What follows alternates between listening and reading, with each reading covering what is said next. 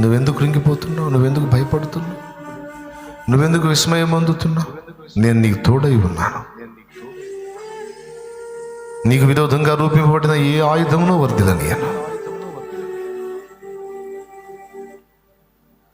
నీకు విరోధంగా గుంపు కూడేవారు నీ పక్షపు వారు అవుతారు. ప్రయాసపడి గాలి వాన చేత కొట్టబడి ఆదరణ లేక ఉన్నదానా, నీలాంజనములతో నేను నీకు పునాదులు వేస్తాను, నీ గుమ్మాలు కడతాను. మాణిక్యాలతో నీ గుమ్మాలు కడతాను. నేను ఆదరణ కోల్పోయిన దానా, ఆదరణ లేక ఉన్నదానా, భయపడకు, భయపడకు.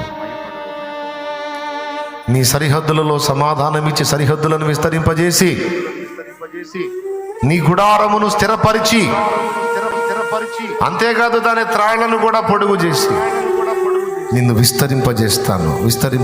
నా ప్రభు